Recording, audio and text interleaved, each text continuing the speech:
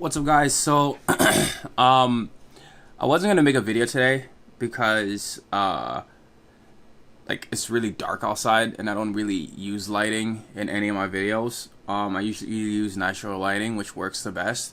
So I made a post pretty much explaining to you guys the whole entire thing, but it also turns out I was super tired. I literally burned out. Like I burned out. I totally had a burnout. I had a nap. I just woke up. But aside from all of that, after my nap, which is like literally been like I think 15 minutes, I was just reading a comment on one of these one of the subscribers that are part of this channel. He's a bit of an older subscriber, and I always take note to pay attention to a lot of his comments, and it really made me want to make this video because it's extremely important to have an older mentor of some sort, or somebody that teaches you a lot about film photography or like their experience, or regardless if they have a different style than you or see things very differently from you. Film photography is very hard to learn in 2021 as just a millennial or somebody that is new. So it's actually very crucial that you learn from a lot of older photographers. So for example, I have a bunch of mentors that teach me about film. And when I talk about mentors, I shut up when they speak about film. I try to give in as much stupid input that I might have, or as much questions I might have, and they will answer truthfully and how they view the world. And I feel like it's very important. Again, I'm talking about people that want to be photographers full time, and this is what they want to do, and they just happen to want to do it shooting film. This is very, very important. I never realized a lot of my growth, how it's been very rooted in a lot of my mentors. Like right now, I'm learning to get a proper negative, getting the actual proper information on the negative and getting the best information. I didn't know about a spot meter. My mentor taught me about that. Like, I didn't know about Ansel Adams. He's a landscape photographer, and the importance of reading this book. And it is absolutely insane. Like, it is absolutely insane how I would have never thought to read this book. I have a lot of books that I read, especially on photography, but I'm a visual learner, so I would get a lot of books like Peter Lindbergh and work with my visualization, which is actually a huge thing that I never even realized in so many ways.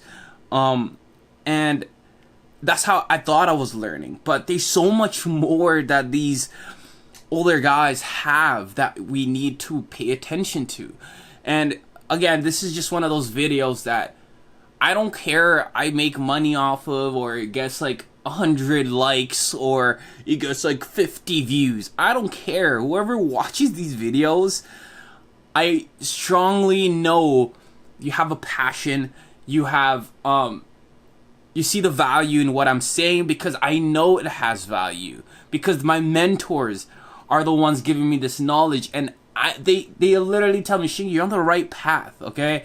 So a lot of these things, you really need to learn from people that have done it. Like right now, I'm starting to learn about an hour developing for my black and white film. Like, how would I have even fathomed like that film could even do that? Like, you know, I'm learning a lot even from developing and all of this stuff. So I really want to encourage you to go ask questions to all the older photographers you know, even at your camera store.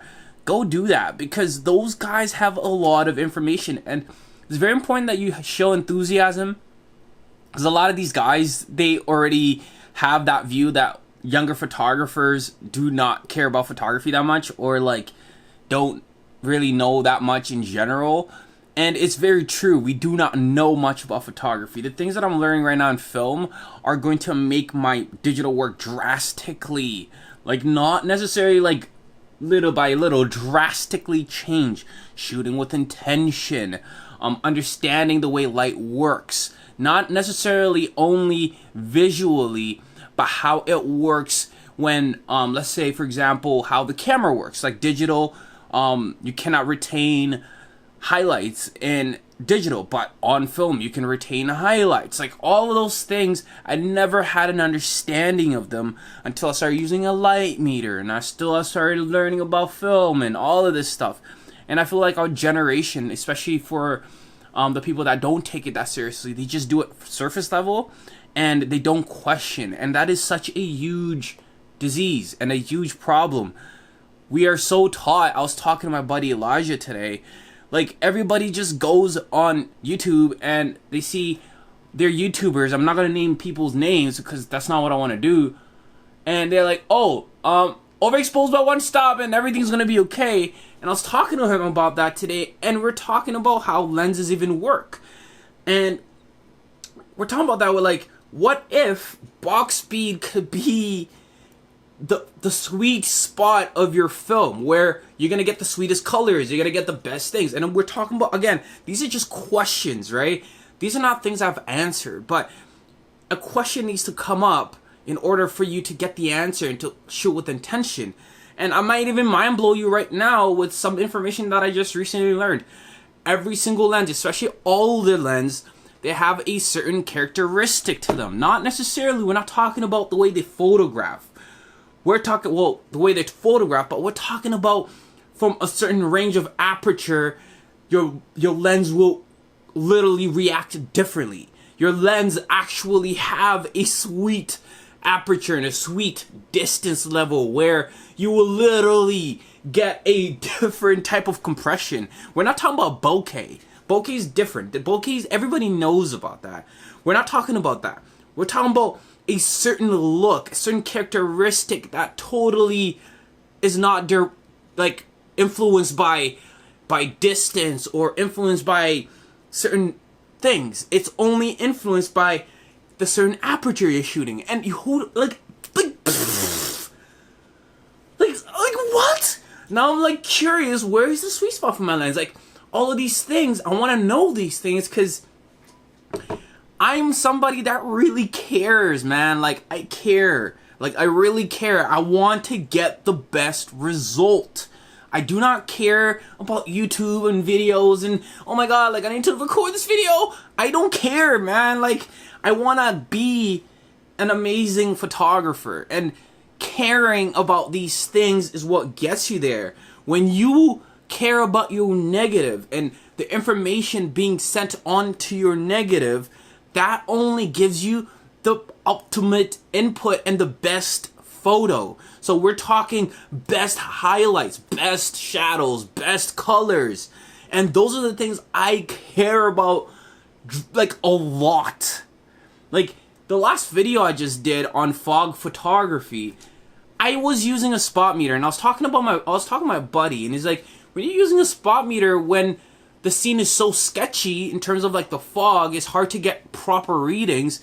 That's a scenario that you use a ambient light meter that reads the whole entire scene and reads what's going through your light meter instead of what you're actually trying to aim your spot at. If you shoot at the shadows, you could get the shadows, but regardless of that matter, there is a different solution that is better. And this is the other thing I hate a lot, and thing that I want to dig into my subscribers and my following of photographers that are very keen and want to learn about photography as a medium, is there's no one box speed that works for everything. There's no, and I'm sorry I'm getting very passionate about this, but this is the true me, and this is how I really, like, these are the things that get me very passionate and angers me about, like, our culture.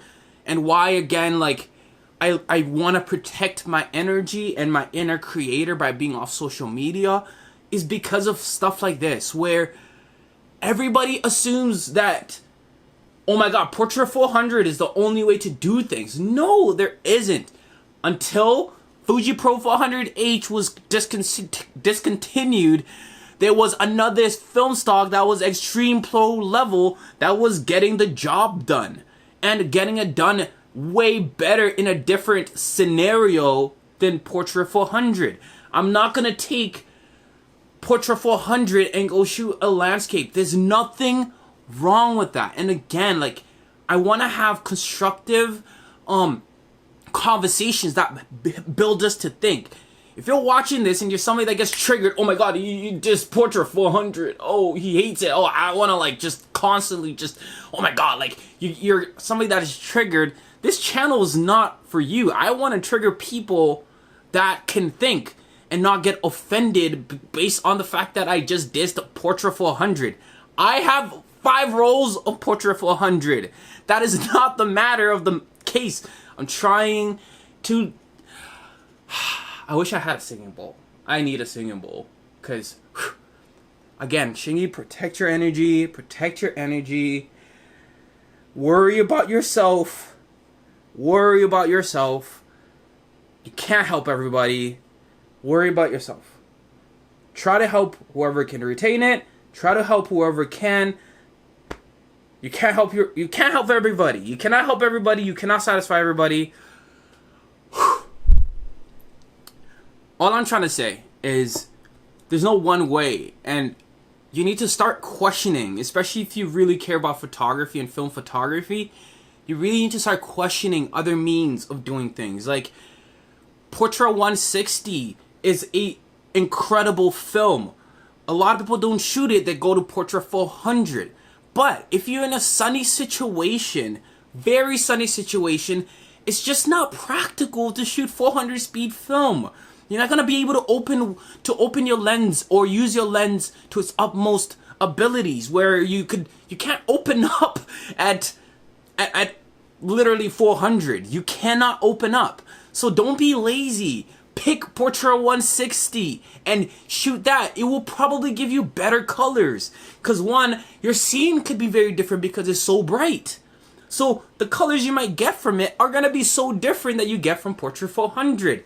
If you're going to be shooting closer to the night, do not be lazy and pick Portrait 400.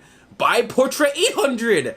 It makes more sense. It allows more light in. So the way it will read colors is going to be so different. But like, again, this is the thing that I talk about, and I don't even watch YouTube videos anymore because on film photography, because I've just come to realize that that information is unfortunately not the best information for my own artistic growth. And again, for my own artistic growth. And I find that a lot of the information that I receive is a little bit of a lazy information, you know? But either way, I don't know if I'm going to upload this video because I don't want to be out here offending people and out here doing some, like, a whole bunch of stuff. But regardless of the matter, guys, talk to people. Have a mentor. Don't be blind. You don't need to be blind. Is all I'm saying. You do not need to challenge those people and be like, oh, this is how it is right now. Be quiet. They are going to say stuff that you already know, but along the lines, when you cut somebody off when talking, you're stopping them from giving you more information. And along the lines, maybe it might be 10 minutes into that conversation, that one piece that you actually don't know might come out. Because a lot of these people get passionate and they go into a tangent and start talking passionately about all of these things. But again, guys, like, it's very important that you even learn how to talk to people and all these things. Like, there's just so many things that I wish I could share. Like, I think this has been the most authentic self that I've done in this video. This is truly me. And I have a lot of stuff like this to share. And I don't share it because the internet is so sensitive. Our world right now has become very sensitive to so many things. And I don't feel the need to share because I just don't care. You know, like, I care to help. But I'm not going to do it at the expense of my energy in terms of, like, my own well-being, arguing and all this stuff. I do not do that. I meditate. I do yoga and stuff. You know, like, I literally light incense to retain my peace, because this world will drive you nuts if you do not do certain things. But regardless of the matter, that's about it. That's all I wanted to talk about. I felt like it was very necessary, and it's going to help somebody, and it's going to really push somebody to the next level in their artistic journey. And I hope it helped. I really do hope it helped. This is me again, sort of taking that leap to trust in the world and share very, not necessarily harsh, but sensitive opinion. And again, this is just my opinion. This is just made to help you think a bit more. I'm not telling you what to do, but I'm asking you to question, and I'm giving you advice. You don't have to take it. There's nothing terrible about what I said. This should be constructive. If you see this in a bad light, then I don't know, man. I really do not know. My mentors talk to me in this manner, in a way that, like, yo, like, are you questioning this? Are you doing this? Are you doing that? Like, I'm out.